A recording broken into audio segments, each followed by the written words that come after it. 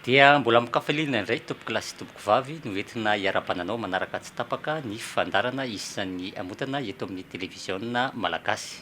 Hoentinay ao anatin'ity fandarana ity ary ny fanadihadina momba ny rafim-pitantanana madio sy mangarahara miainga avy any fotony avy amin'ny ministera ny atany sy ny fitsinjaram-pahefana commune 10 tao anatin'ny district Anandzorobe no efa vita fanadihadina ny amin'izany. Koa manara-finaritra ary sy tompoko lahy sy tompoko vavy.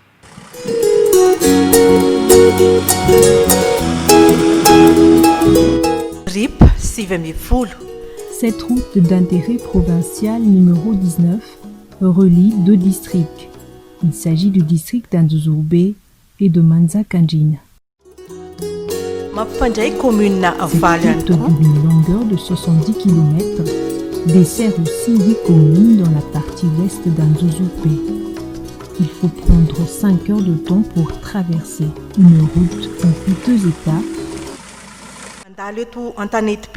Nous devons passer par cette RIP pour accéder à notre destination, la commune d'Anjuvakil. Mais avant d'y arriver, l'on traverse la commune d'Antanetbe Anatvour et 7 rivières.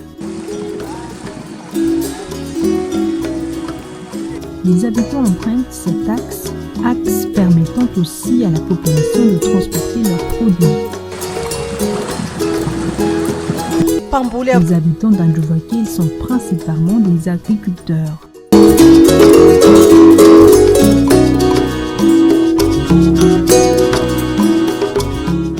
Anjuvakil ne dispose pas assez d'infrastructures.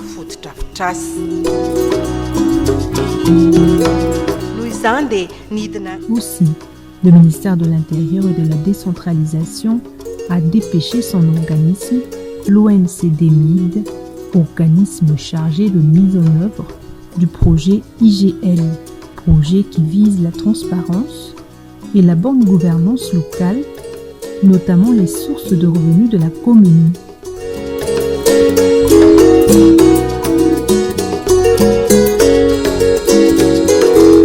Alain Ramanan, directeur de l'Observatoire de la décentralisation et de développement, explique aux responsables de la commune d'Anjuvakil l'importance de la gestion des deniers publics, l'importance de comptabiliser les recettes et les dépenses d'une commune. Il a pris comme exemple ici la gestion d'un fonds de développement local ou FDL, utilisé à construire un pont. Par exemple, le FDL vous octroie 15 millions d'ariary, vous allez l'additionner à votre budget, vous allez faire ensuite un budget rectificatif, budget servant à construire un pont. C'est comme cela qu'il faut procéder. Il y a donc 4 volets à prendre en compte, le budget primitif, le compte administratif, le budget additionnel et le budget rectificatif. Ce qui fait que les conseillers doivent se réunir 2 fois et non 3 fois. Ils se réunissent durant 10 jours pour élaborer le budget primitif. La deuxième réunion, c'est pour concevoir le compte administratif et le budget additionnel. Cet organisme est venu ici pour nous faire découvrir les lacunes administratives qui nous empêchent de se développer. L'organisme nous a aussi montré les bonnes pratiques, la gestion transparente de nos mairies, souligne Claude Ratzinzouarsou. Certes, il y a tellement de lacunes dans la gestion, mais grâce à ces orientations, nous allons faire de notre mieux et appliquer ces bonnes pratiques. Sur les 19 communes d'Andzorobe ont été examinées sur l'indice de bonne gouvernance locale.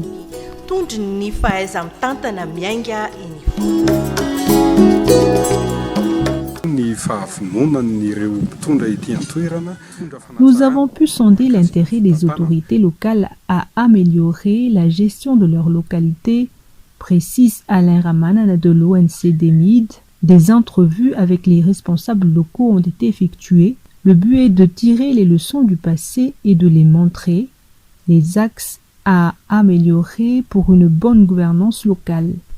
Les structures locales de concertation ont assidûment participé à ces formations.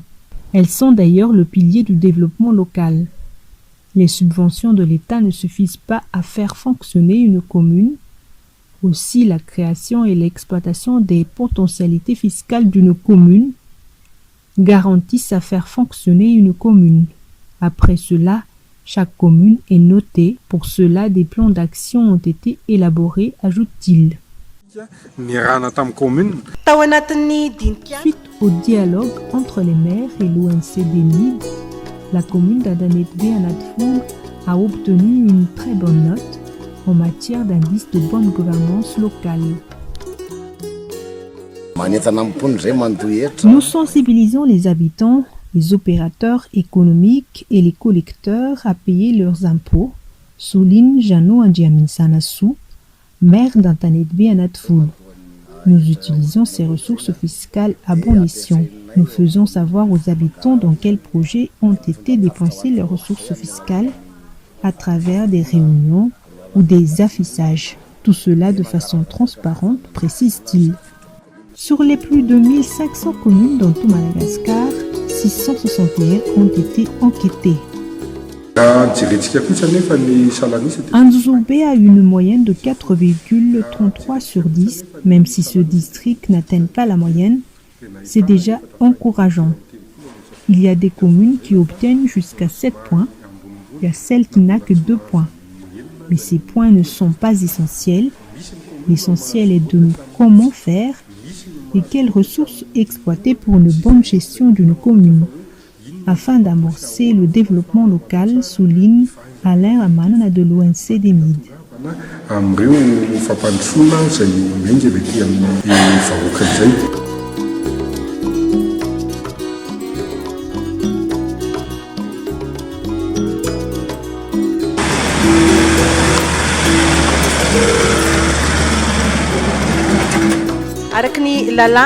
La loi 2014-018 détermine la vision de chaque commune dans le cadre du plan PDLI du ministère de l'Intérieur et de la décentralisation. 15 communes collaborant avec l'ONG LALAN ont bénéficié des retombées de ce plan.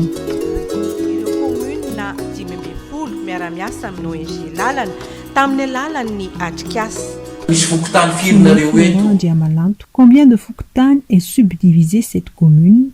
Quels sont les mots qui rongent la population locale concernant la santé, l'éducation, l'économie? Il faut résoudre ces problèmes, il faut les élaborer en plan d'action. Il ne faut plus laisser le développement de la commune aux mains du maire et des conseillers, explique ce responsable au sein du ministère de l'Intérieur et de la décentralisation aux habitants. Vous, citoyens, qui bénéficient des retombées du développement, vous décidez avec la municipalité les projets qui résolvent vos problèmes. C'est notre objectif, précise-t-il. 82 structures locales de concertation ou RIF existent dans la commune de Mangamil, structures qui conseillent le maire à recueillir les problèmes de chaque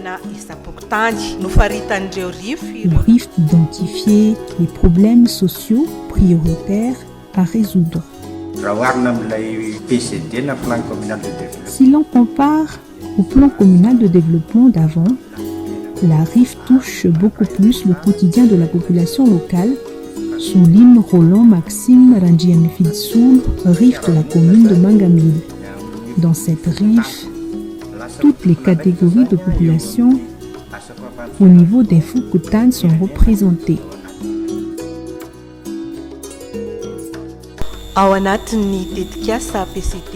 Dans le projet PCT de l'ONG LALAN, la responsabilité des RIF et des opérateurs au sein de la commune est interdépendante pour un vrai développement local. Dans chaque commune, une association pour l'entretien des routes a été créée. La commune de Bedata en dispose une. Il s'agit de l'association Anzaf Mirai.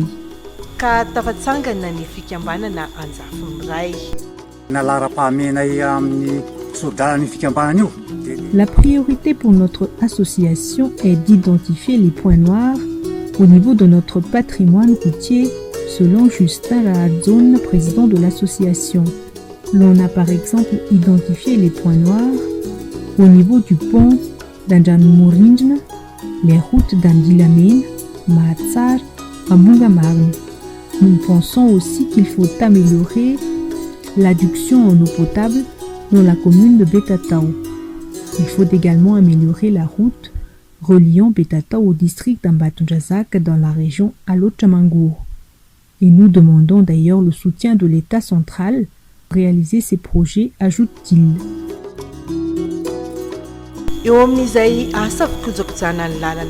Concernant l'entretien routier, pour soutenir les cantonniers, ils ont bénéficié de formations en comment broyer les roches.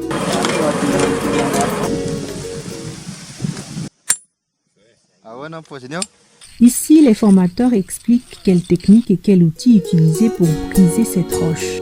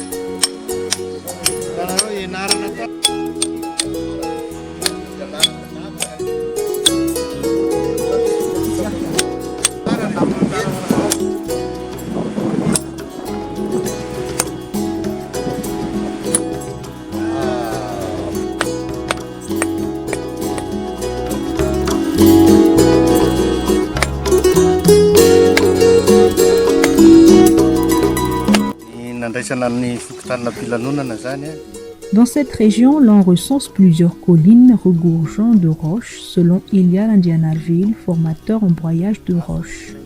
Les routes sont en terre battue. La population peut utiliser ces roches pour construire les routes d'autres axes en dehors de sa circonscription. Différents outils ont été utilisés ici pour apprendre aux habitants comment broyer les roches. Les outils sont de différentes tailles.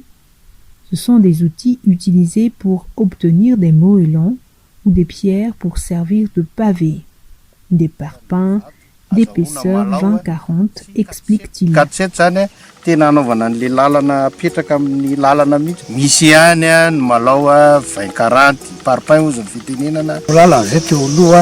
Nous avons bénéficié de formations auparavant grâce à l'ONG. À présent, l'organisation nous a à nouveau dotés d'outils selon le chef Fouktan, outils qui permettent d'améliorer nos acquis. Nous pouvons à présent exploiter nos ressources en granit, affirme-t-il.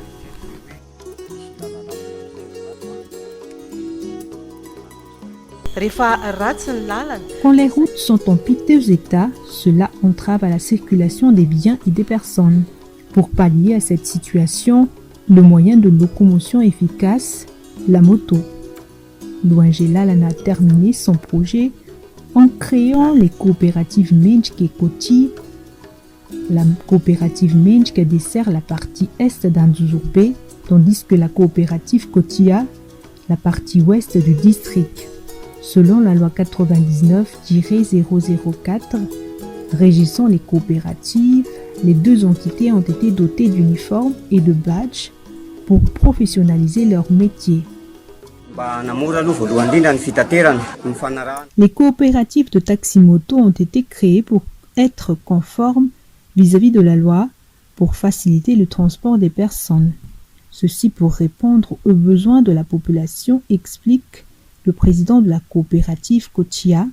En transport commun, il y a encore de places debout, même dans les camions. Cette pratique est interdite. Nous demandons aux responsables étatiques de nous soutenir car nous sommes encore au début de notre métier. Je remercie l'ONG Lalana qui est arrivé jusqu'ici pour nous appuyer, ajoute-t-il. Le ministère de l'Industrie, quant à lui, explique les objectifs des coopératives. À chaque création d'une coopérative, le ministère de l'Industrie octroie un certificat d'enregistrement et vérifie au niveau local l'existence de la coopérative en question, ses membres, ses attributions, souligne Paulette Rassounatouandre, chefs de service d'appui aux PME-PMI. Le ministère leur montre également les tenants et aboutissants d'une coopérative. Le ministère se charge aussi de former les coopératives nouvellement créées, ajoute-t-elle. Sy ny fampihofanana mikasika ny fiainana maha-coopérative dia mikambana coopérative sy mitsangana. Tao anatin'ny telo taona no L'ONG Lalan a collaboré avec 15 communes du district d'Anzourbe durant 3 ans. Collaboration entrant dans le cadre du projet Plan communal de transport. Projet visant à développer les collectivités locales. Projet financé par l'Union européenne. tetika safatsiny ny vondrona eropeanina.